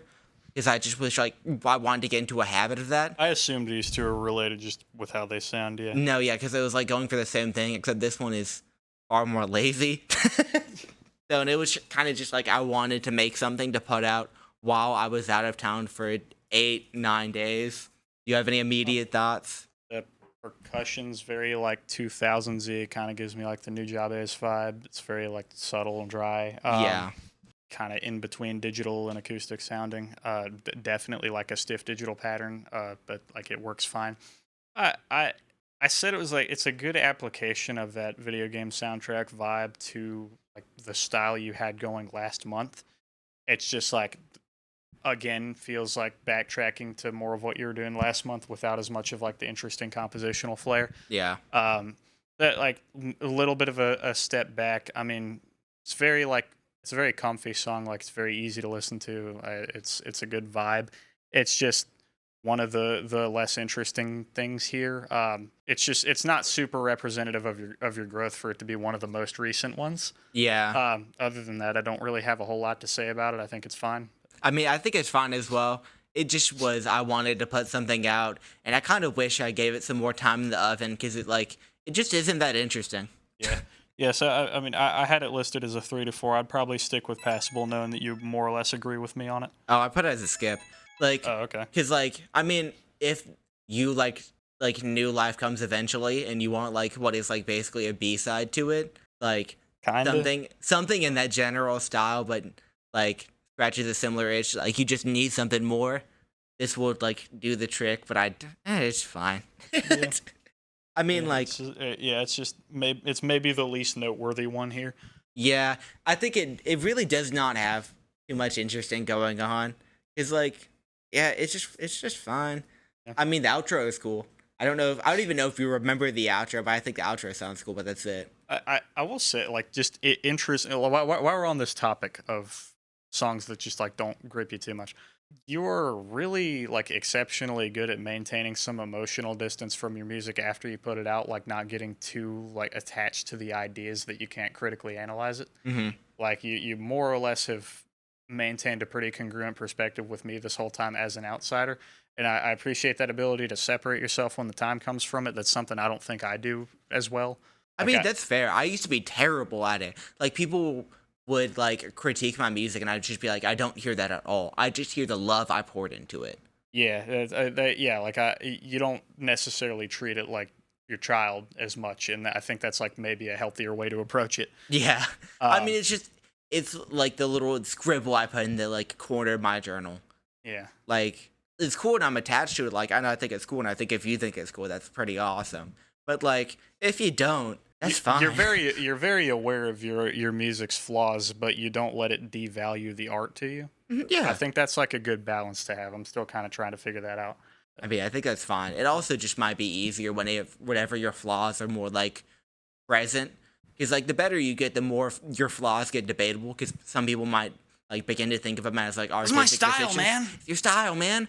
No, but like because I'm a beginner, like all my flaws are very like obvious because it's because I just don't know enough. Yeah, so. I don't think I was as good at it with like when I was making my early stuff. Like I very much was just like, I'm gonna do this my own way and figure it out my own way, and that's what I did. But yeah, I appreciate that, and I think this song kind of puts that on display. Just like your ability to maintain some healthy boundaries. Yeah. But so, do you have anything else to say on it? No. I mean, I think it's cool, but it's whatever. It's just skip to me. Yeah, it's kind of like the title. This like holds a similar place to like the weakest track you and Kyle talked about last time. Really? I think this one's way better. It's just like I feel like we're talking about it in a similar way. I mean, we're talking about it in a similar way. It's not like fundamentally bad. It's just it doesn't really achieve anything in this context. Being boring is a crime. Yeah. But so, do we want to talk about Valleys? From the Valleys, yeah. Full time, yeah, From the Valleys. So, you have any strong opinions out the gate? I did last night. I re-listened to it in the car, and I definitely like loosened up a little on it. Like I said, like the pigment art, it just looks really nice aesthetically. The way you process that picture is just cool. Yeah. It was the only like piece of not the only one, but it was one of the only pieces of cover art that I really like took note of as like a strong point. There's like some cool rhythms and drum patterns going on here, drum textures.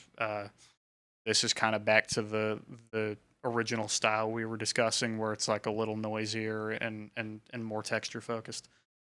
Mm-hmm. The chord progression, the first time I listened to it, kind of felt like backtracking to your old thing, where it's just like 4 kind of randomly selected chords that happen to harmonize. But there's not like even if they're in the right key and there is a progression, it doesn't really feel like they're naturally traveling anywhere in specific. They're just kind of bouncing around. There's not much of a trajectory. Yeah. And that was kind of was like a microcosm of how I felt about it entirely on first listen. Which first listen, I was listening to it on the iPhone speakers, and in that context, the mix does not sound very unified. Like the frequencies don't feel like they're interacting very well. The main synth is very mid-heavy, and it sticks out quite a bit. The texture doesn't quite fit in. It felt. The way I described it in the notes was it was very project filey.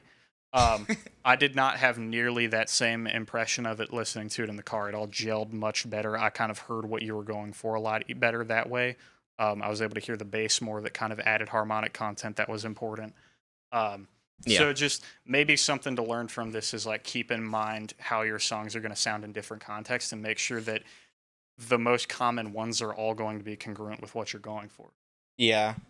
It's something I'm still working on. I think most of the time, because I don't really have great studio monitors or like any good alternative to them necessarily, I pretty much am only able to mix with the car and headphones in mind, and those two are not always the best reference because you get a different impression of the stereo field from like a speaker in a room. Yeah. Where it all gels. No, I think I definitely need to keep that. I need to think more about mixing, especially once it comes to like album time and these being polished up.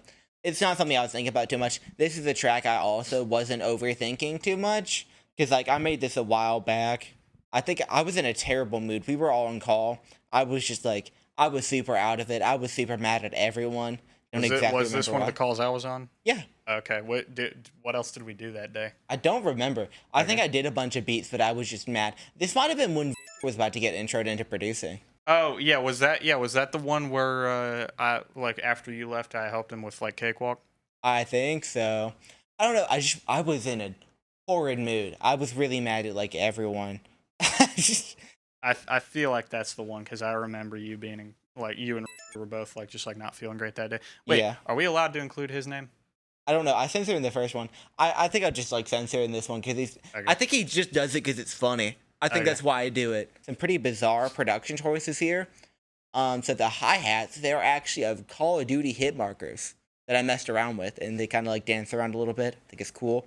The sample, there's like a sample that's like constantly like in the like for the most part, it's like throughout the entire song, and it's like the video of like you guys playing with a guitar chord, and at one point you just like Oh, hit that's it. the one. Yeah. You Okay. you hit it against the guitar strings, and it just sounded super cool to me. And I was like, let me do something with this. That was the very beginning of the song. That was the first thing I ever put in and chopped up.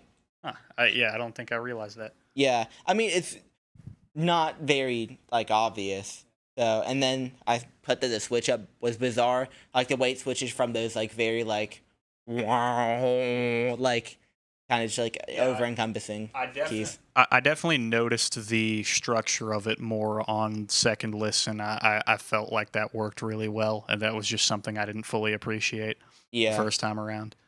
So, and then the drums are just also pretty decent. But I was like, I don't know. I just wanted to throw this one out. This was originally also supposed to come out while I was like out of town, but I didn't get it out in time. Well, I did. I finished that, uploaded it, and I made it public one of the days.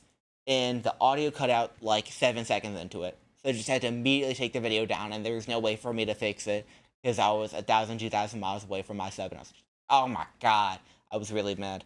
But I re-uploaded it once I got back. I'm somewhat happy with it. There's also some weird tremolo. How do you tremolo? Yeah, Tremolo. Tremolo. Just different emphasis. Yeah, that like messed with at one point throughout the song. Like there's a really fast one, there's a slow one.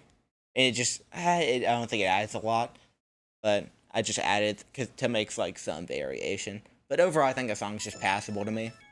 Nothing crazy. Yeah, I think so. On iPhone speaker, I give it a skip. On in car speaker, I give it a passable.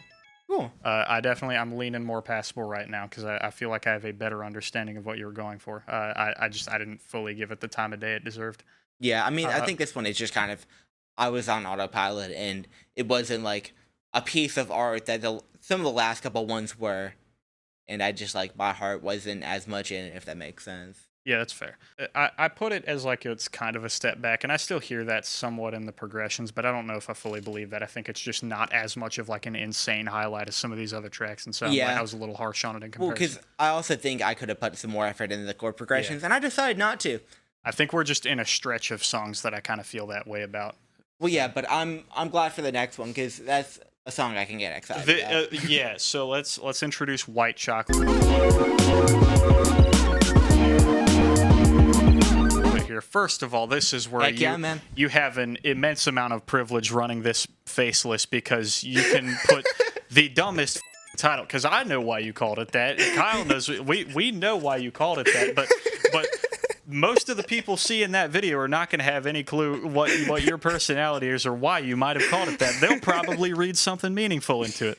Yeah, I don't think we should say anything about it. Goddamn Quest 64 of all games, putting that in the cover art too was crazy. And you did like the damn like jamOUT.exe like inverted color filter halfway through the song. Yeah, that's awesome.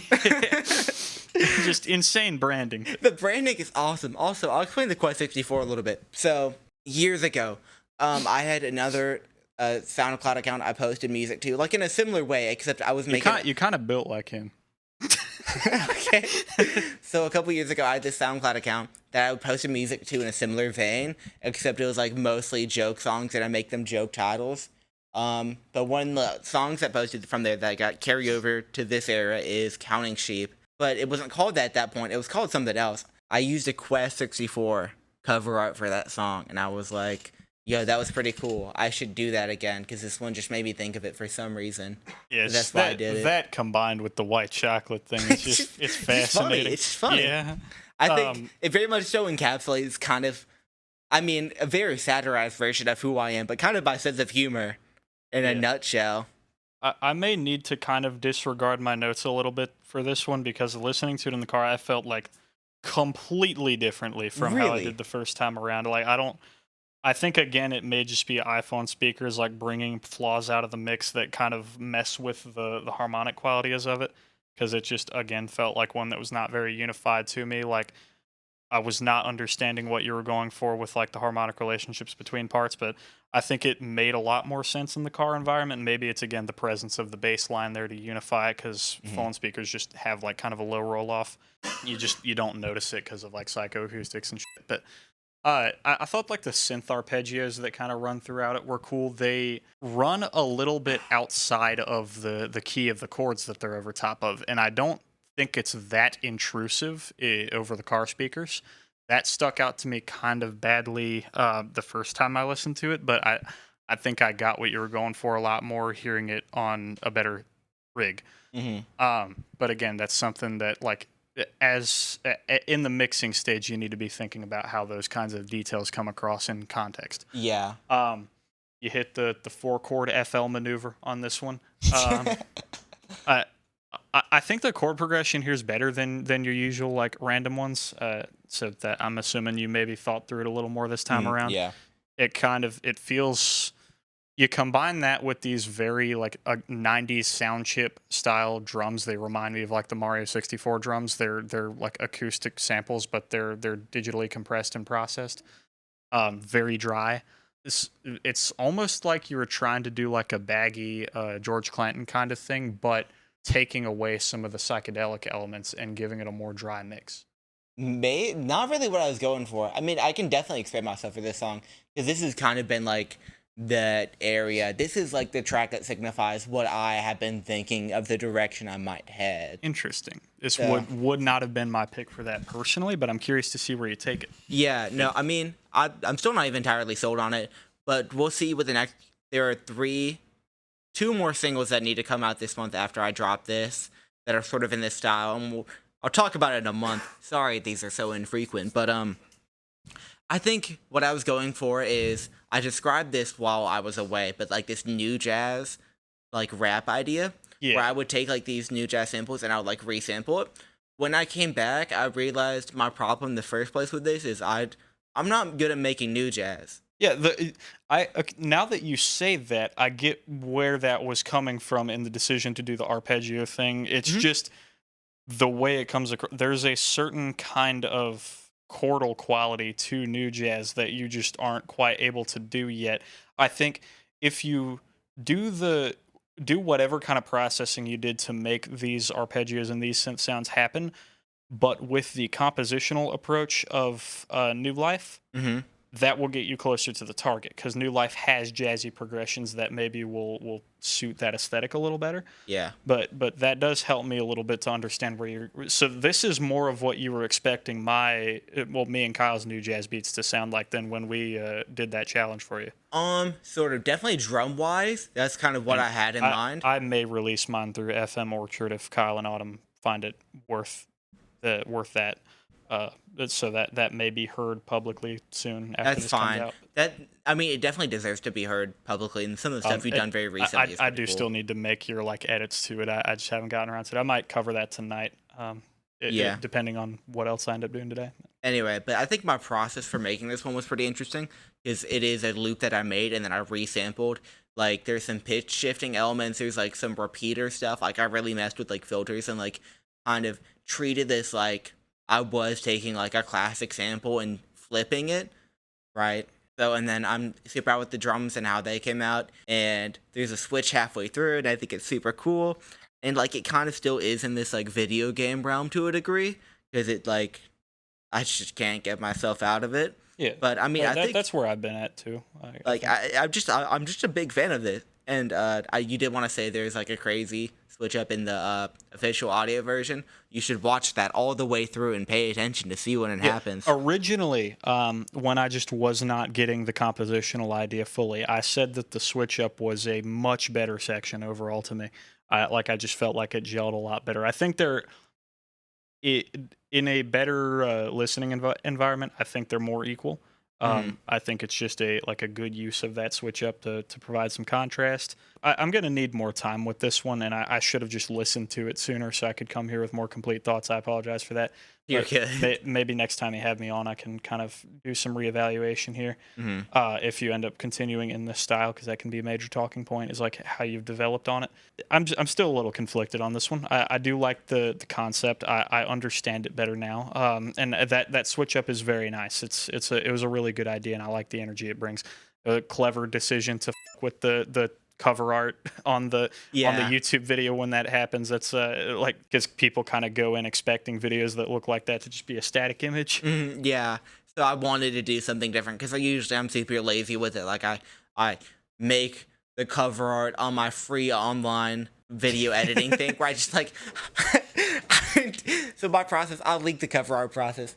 So I just like think of whatever image is roughly related to like whatever I'm doing, which is sometimes like, oh, racing game, and I'll look at like retro racing game, and I'll take a random thing, and I'll like, oh, Need for Speed is a thing, and I'll look at Need for Speed, and I'll take a random video game screenshot, and I'll put it through like 6-7 layers of filters until it looks unrecognizable and just like very odd. Then I post it. I'm on my primitive 3D modeling kick. Yeah. Anyway, I know you said you need to give it some time. I don't, because I've already sat up with this for a minute. Thing to talk about the Switch, it very much gave me early Daft Punk vibes. That's awesome. The drum rhythm is not remotely that. It's like it's more boom bap or baggy than as opposed to house, and that does give it a more unique quality. But just the sound design, it's very much like that Homework era kind of like noisy, atonal, but still feels like it has a harmonic movement to it. Like you walked a really good fine line there, and I do really appreciate that. Your drum programming, these were MIDI drums, right? Yeah. Yes. You did a really good a really good job programming them in a way that feels naturalistic. You built in a certain level of variance in the patterns and loops. It just has a certain flow that like it sounds like a real drummer could play it. And really like get into the groove of it. Remember that. Keep that in mind. Approach your future drum loops the way you approached that one. Bring your own sense of rhythm into it where appropriate as well, obviously, because that's where your voice is going to shine through. But I think that is a significant improvement on your ability to develop out grooves and rhythms like that. Yeah. I think, in general, I think this is... I mean, I know I just said New Life Comes Eventually is my favorite that I've made. Yeah. These two are my two favorites that I've made, ever. Which ones? White Chocolate and New Life Comes Eventually. Oh, yeah. Okay. These are my two favorites. Yeah. I think this, and I figure this is intentional now that you've said this was your attempt at the new jazz thing. This would be a good one to put vocals on. Yeah. I mean, for sure. I picked up on that even on first listen when I wasn't as hot on it. I was like, it would help if there was a voice on this. Yeah. I think I might shop this around and maybe get someone else on this. Because I don't know if I can do that right now. I'm kind of...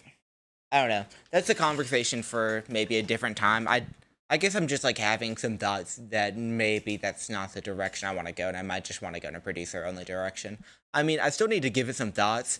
I think if I can't do something good or interesting with what I'm doing over the vocals, then I should give it to someone else who's going to do something better, rather than it being wasted on me. That's fair. If you're just not confident in what you do with it. I mean, yeah, I think that will come with like years of playing in the background, stuff that you'll never hear. Yeah, that's how I'm feeling about some of the work I'm doing right now. That is again very disconnected from what I feel like my artistic voice could be right now. I just want to like filter it through other people's projects and see what happens. Mm-hmm. Again, maybe doing something with FM Orchard, and like I'll be giving you some of those same beats to do something with. If you're still interested in that. Yeah, I think I should try at the very least. Yeah, I know it's not exactly the trajectory that you're on right now that I've heard your own stuff. Overall, I gave this a passable originally. I think I'd call it worth a listen now. Oh, I've got to highlight. This song is awesome. Go listen to it. I think overall this, again, much stronger batch than last month. And last month already showed a lot of potential. This one, you're really starting to find some things here, some ideas that feel uniquely you. I could hear several different avenues you could take to translate these ideas into a cohesive project.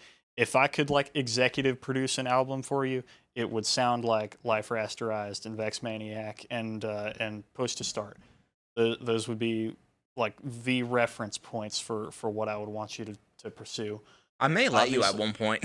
Yeah, obviously it seems like you have something else in mind, and I'm excited to see where that goes because, I mean, White Chocolate is something I don't think I could make. I don't think I'd be able to executive produce that, and that's an exciting thought to me that you're finding a voice that's something like beyond what I would expect of you, or what I could imagine for you. And yeah, so I'm really looking forward to seeing what you can do with this.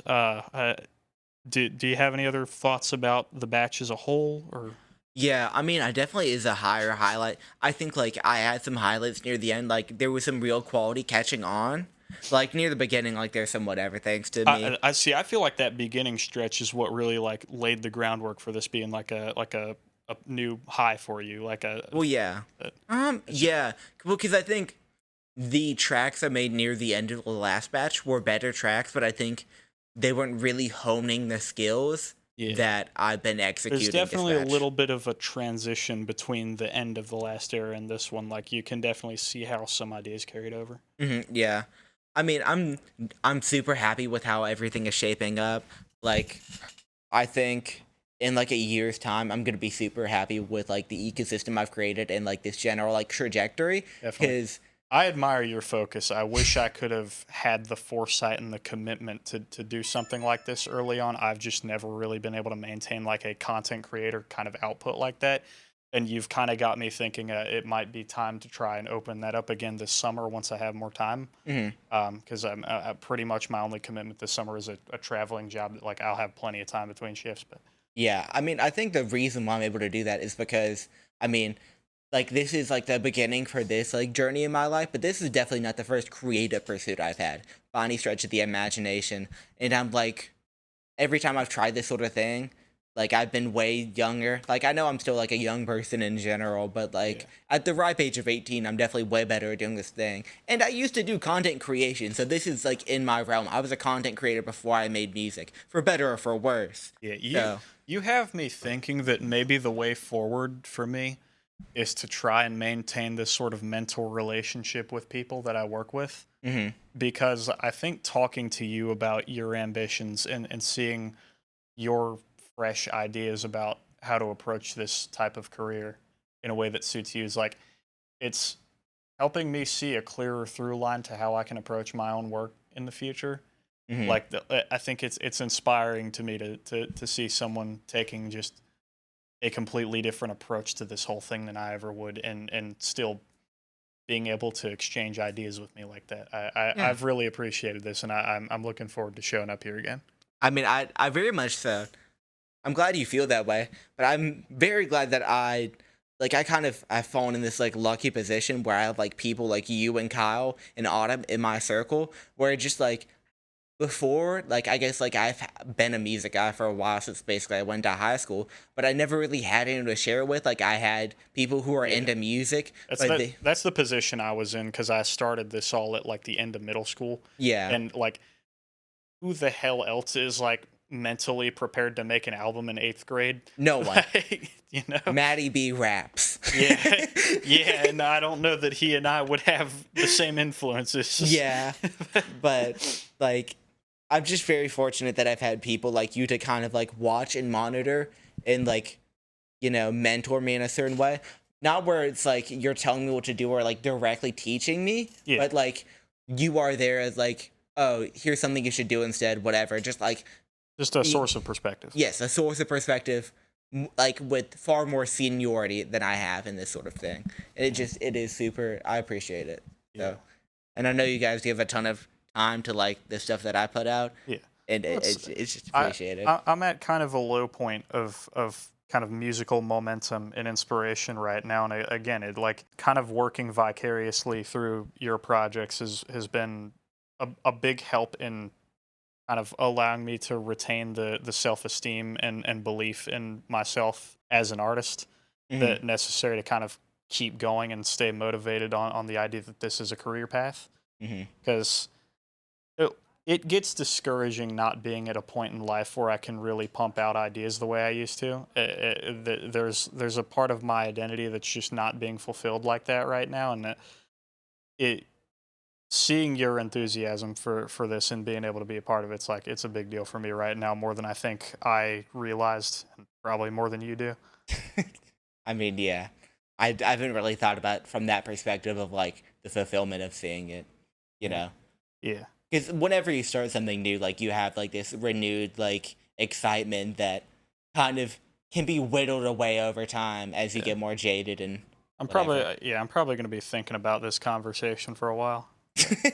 Yeah, I mean, at first I was kind of like worried about like performing and like being the podcast guy, Yeah, but we definitely got into a nice flow. yeah. Yeah, I think it helps if you just have like natural conversational chemistry with people, and the concept here allows people to be real about the subject and be more personal while still talking about it like a work Yeah. kind of subject. I mean, I'm super happy with. I mean, I wasn't even really thinking about it that much when I made the jamCAST. I wasn't even gonna have like co-hosts originally. I was just gonna talk about stuff like maybe even weekly. But this feels far more vulnerable and real. Yeah, I mean, and I don't know if this is the direction you'll end up wanting to take it, but either way, I think even if it ends up completely different, having episodes shaped by the host's approach to conversation could absolutely be an interesting way to do things, because it's like the format, like the form and the function of that particular guest are able to work together in a certain way that way. Yeah. But I guess some questions to maybe close this out is like, what are some big takeaways you think you've learned from this month of progress compared to the last? Okay. This month worth of progress. I think I'm just sort of figuring and like out general ideas of like last month was like a lot of like learning and jumping off the deep end for lack of better words. So, but this one was more like now let me try to make something like every song. Let me try to make something good with it. I know that didn't happen in every song because I just like churned some out. But like I think there are some like real hitters and like things that like if I heard this, I would be excited about it. I want to keep making things that are like full-bodied songs and like I can show people and be excited about this and like check this out rather than just like, oh, check out what I can do now, if that makes any sort of sense. But also just like things about chord progressions and like I think I'm sort of learning how to put like feelings and emotions behind songs other than like it sounds good. Yeah. So, which is like the most important thing. Thinking about it as expression as opposed to experimentation. Yeah. So, because like I think I've kind of learned how to experiment pretty well and make it sound good. I feel like I have slowly lost that ability. Like I need to figure out how to go back to that kind of like childlike perspective that I used to have with like the early stuff, where it was the songs were definitely derivative, but it was on a subconscious level where it felt like I was just pulling an emotion out. Yeah. Do you have any other questions or general things on the mind? I mean, we've already talked about what your intention is going forward sonically. Yeah, I think something like white chocolate. And what do you think we can expect over the next 30 days? Over the next 30 days? Like what do you think we'll be looking at by the time of the next podcast? By the time of the next podcast, I want to try some more things like white chocolate. There are 2 already uploaded that are locked and loaded. I just didn't want to upload them and have you listen to a bunch of more stuff and have like this incongruity, like them come out before the jamCAST would become discussed in the next one. Yeah. So 2 more locked and loaded like white chocolate. Keep your ear to the ground for that. And then I want to do some more beat battle stuff and like keep challenging myself to make new and different things. And then I kind of want to like start looking into like some more like original sound design and like kind of trying to learn stuff, because I think I'm trying to push like edges of like what I can make while just like putting pieces together of like random knowledge I know and making it like something cohesive and like keep like innovating. I think I'm hitting like the edge of what I can possibly do with it. So I think I need to start like constantly learning new things, and like not something I've been particularly good at with some other hobbies, but I'm gonna try to do with this one because I do want to keep like pushing what I can do and making more and more interesting things rather than just, you know, making more things that sound like whatever things I've already made, if that makes sense. So you'll hear more of that. Maybe I'll do a music video or 2 because I think there are some songs that deserve to get more traction than they have. How I'm gonna approach that, I have no idea. So we'll see. Right. Yeah, I will. I'm looking forward to it. It's been a good episode. We're almost at an hour 50. Hour 50? Oh my god. Yeah. I mean, feel free to like. I'm sure you may have to edit this one down a little bit. Anyway, I want to do a quick outro. Thank you guys for watching this episode of the jamCAST. Shout out all the demos and things that didn't get finished, that didn't make this video. I'm not going to play them this time because that was kind of a pain in the butt, and I don't think I have a ton of those. You got something you want to share, though? Stream Stopping Clocks on Spotify. Yeah, this is something not Spotify. Spotify. What is it? No, I did forget to shout out Kyle saying at the end, but shout out Wyatt Stopping Clocks for being here. Shout out Kyle Outings. He was in the room, but he was in the last episode. He's choosing not to say anything, but the microphone is to his mouth, if you didn't know. Spencer's also in the room. He doesn't Can do you give me a anything, whiff, though. Kyle? Oh yeah. Okay, man. So, signing off. Thanks for watching.